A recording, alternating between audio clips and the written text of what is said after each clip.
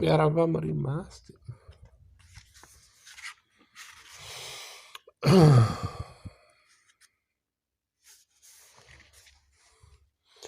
Si recò al caffè Orquidea, scusate, che era lì a 2 passi dopo la macelleria ebraica, e si sedette a un tavolino, ma dentro il locale, perché almeno c'erano i ventilatori, visto che fuori non si poteva stare dalla calura. Ordinò una limonata, andò alla toilette, si sciacquò mani e viso e si fece portare un sigaro. Ordinò il giornale del pomeriggio a Manuel. Emanuele, il cameriere, li portò proprio a Lisboa. Non aveva visto le bozze quel giorno, perciò lo sfogliò come se fosse un giornale sconosciuto. La prima pagina diceva: oggi da New York è partito lo yacht più lussuoso del mondo. Pereira guardò a lungo il titolo, poi guardò la foto. Era un'immagine che ritraeva un gruppo di persone in paglietta e camicia che stappavano bottiglie di champagne. Pereira cominciò a sudare, sostiene, e pensò di nuovo alla resurrezione della carne. Come pensò? Se risorgo dovrò trovarmi con questa gente in paglietta. Pensò davvero di trovarsi con quella gente del Panfilo, in un porto non precisato dell'eternità. E l'eternità gli parve un luogo insopportabile, oppresso da una cortina di calura nebbiosa, con gente che parlava in inglese e che faceva dei brindisi esclamando «Oh, oh!». Pereira si fece portare un'altra limonata. Pensò se era il caso di andarsene a casa sua a fare un bagno fresco, o se non era il caso di andare a trovare il suo amico parroco, Don Antonio della chiesa das Mercés, dal quale si era confessato alcuni anni prima, quando era morta sua moglie, che andava a trovare una volta al mese. Pensò che era meglio andare a trovare Don Antonio, forse le avrebbe fatto bene. E così fece. Sostiene Pereira che quella volta si dimenticò di pagare, si alzò con noncuranza, anzi senza pensarci, e se ne andò semplicemente. Sul tavolo lasciò il suo giornale e il suo cappello, perché forse con quella calura non aveva voglia di metterselo in testa, o perché lui era fatto così, che si dimenticava gli oggetti. Padre Antonio era distrutto, sostiene Pereira. Aveva delle occhiaie che gli arrivavano fino alle guance e un'aria sfinita, come di chi non ha dormito. Pereira gli chiese cosa gli era successo e Padre Antonio gli disse: ma come, non hai saputo? Hanno massacrato un alenteiano sulla sua carretta. Ci sono scioperi qui in città e altrove, ma in che mondo vivi? Tu che lavori in un giornale. Senti Pereira, vai un po' a informarti. Pereira sostiene che uscì turbato da questo breve colloquio e dalla maniera in cui era stato congedato. Si chiese in che mondo vivo e gli venne la bizzarra idea che lui forse non viveva, ma era come fosse già morto. Da quando era scomparsa sua moglie, lui viveva come se fosse morto. O meglio, non faceva altro che pensare alla morte, alla risurrezione della carne nella quale non credeva e a sciocchezze di questo tipo, di questo genere. La sua era solo una sopravvivenza, una finzione di vita.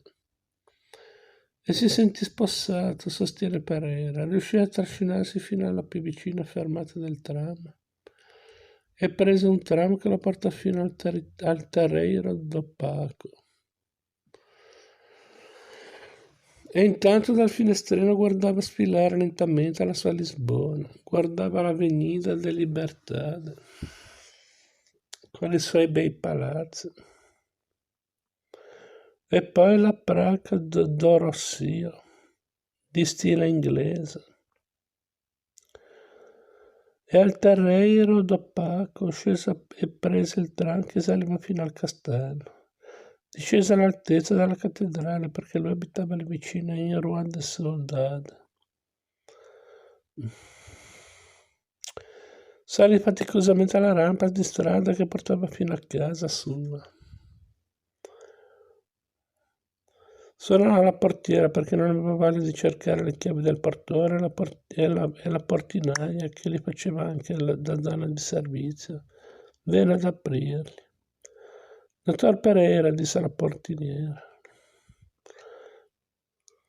Gli ho preparato una bracciola fritta per cena. Pereira la ringraziò e salì lentamente alla scala. Prese la chiave di casa da sotto lo zerbino, dove la teneva sempre, ed entrò. Nell'ingresso si soffermò davanti alla libreria, dove c'era il ritratto di sua moglie. Quella foto l'aveva scattata lui.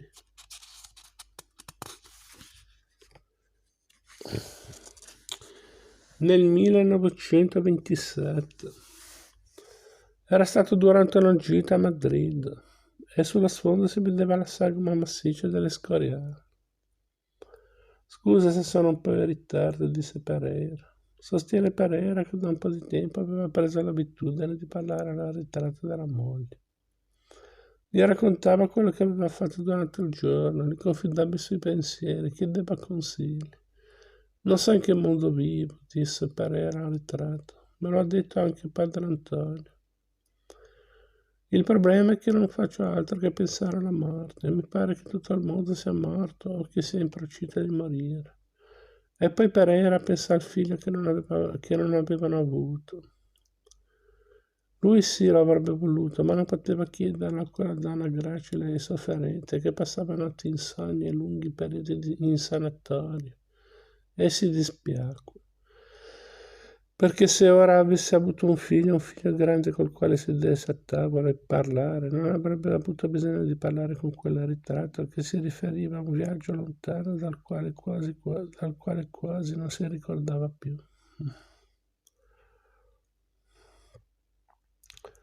E disse, pazienza, che ora la sua formula di commiato dal ritratto della sua moglie. Che era la sua formula di commiato dal ritratto della sua moglie. Poi andò in cucina, si sedette alla tavola e tolse il coperchio che copriva la padella con la bracciola fritta. Era una bracciola fredda, ma non aveva voglia di scaldarla. La mangiava sempre così come gliela aveva lasciata la portiera. Fredda, mangiò rapidamente, andò in bagno e si lavò le ascelle. Si cambiò la camicia, si mise una cravatta nera e si sedette un po' di profumo spagnolo che era rimasto in un flaccone che aveva comprato nel 1927 a Madrid. Poi indossò una giacca grigia e uscì per andare in Praga da Algeria, perché ormai erano le 9 di sera, sostiene Pereira. Capitolo 3.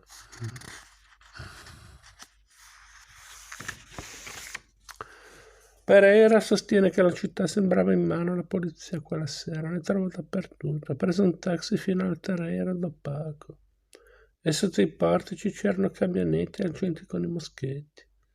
Forse avevano paura di manifestazioni o di concentrazioni di piazza e per questo presidiavano i punti strategici della città. Lui avrebbe voluto perseguire a piedi perché il cardiologo gli aveva detto che gli ci voleva del movimento, del moto. Ma non ebbe il coraggio di passare davanti a quei militari sinistri. E così prese il tram che percorreva Rua dos Fraqueiros e che finiva in Praca de Figuera. Qui scese, sostiene, e trovò l'altra polizia. Questa volta dovette passare di fronte ai drappelli e questo gli procurò un leggero malessere. Passando sentì un ufficiale che diceva ai soldati: ricordatevi ragazzi che i sovversivi sono sempre in agguato. È bene stare con gli occhi aperti. Pereira si guardò intorno come se quel consiglio fosse stato dato a lui e non gli parve che bisognasse stare con gli occhi aperti. L'Avenida de Liberdad era tranquilla, il chiosco dei gelati era aperto e c'erano delle persone ai tavolini che prendevano il fresco. Lui si mise a passeggiare tranquillamente sul marciapiede centrale e a quel punto, sostiene, cominciò a sentire la musica. Era una musica dolce e malinconica, di chitarre di Coimbra, e trovò strana quella coniugazione di musica e polizia. Pensò che venisse da Praga e allegria. E infatti così era, perché man mano che si avvicinava la musica aumentava di intensità. Bello sto libro, scritto da Dio.